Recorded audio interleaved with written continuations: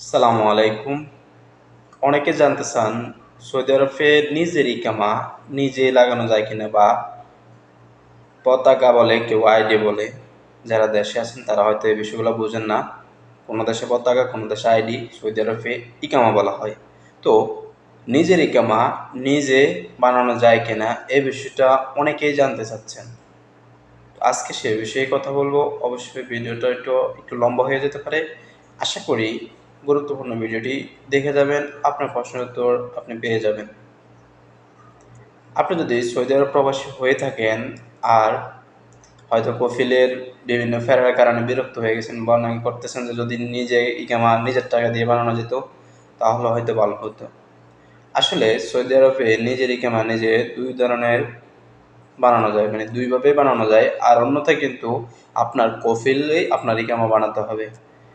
আপনি এই দেশে আসার পরে অবশ্যই প্রথমত কথা হচ্ছে, আপনি প্রথম যখন আসবেন তখন কোনো না কফিল কোনো কোম্পানির আন্ডারেই আসতে হবে, এবং সাধারণত কফিলের আন্ডারেই ইকামা তৈরি করতে হবে, অথবা কোম্পানির আন্ডারেই ইকামা আপনাকে তৈরি করতে হবে।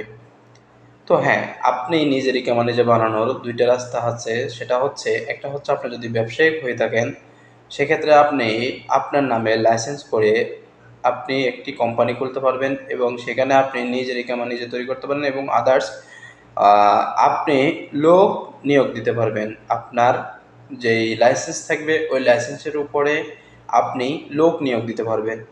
তবে হ্যাঁ, সেটা অবশ্যই আপনার ব্যয়বহুল খরচ বহন করতে হবে।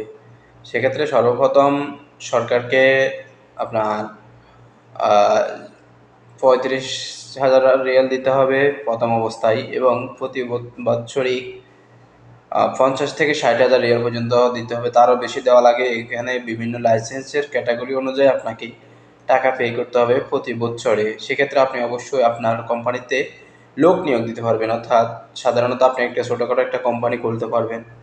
আর আরেকটা হচ্ছে প্রিমিয়াম ইকামা। প্রিমিয়াম ইকামা বলতে প্রিমিয়াম ইকামা করলে আপনি এদেশে নাগরিকরা যে যে সমস্ত সুবিধা পায়, মানে সাময়িক সুবিধাগুলা ওইগুলা পাবেন। আইনি সুবিধা বা ব্যবসায়িক সুবিধা, বিভিন্ন খুঁটিনাটি সুবিধাগুলো পাবেন যদি আপনি প্রিমিয়াম ইকামা তৈরি করেন। তবে প্রিমিয়াম ইকামের জন্য আপনাকে ব্যয়বহুল খরচ বহন করতে হবে। প্রায় জানা মতে 25,000 রিয়াল আপনাকে বছরে দিতে হবে, তাহলে আপনি প্রিমিয়াম ইকামা পাবেন।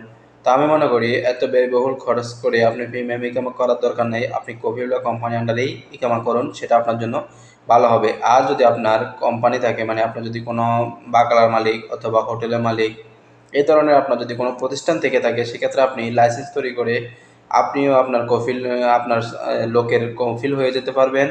আপনি লোক নিয়োগ দিতে পারবেন, বিশে দিয়ে লোক আনতে পারবেন, কাফালা করাতে পারবেন, কোনো সমস্যা নেই আপনার লাইসেন্সের উপর। আশা করি বুঝতে পারছেন যে ইকামা হয় কি না নিজের নামে।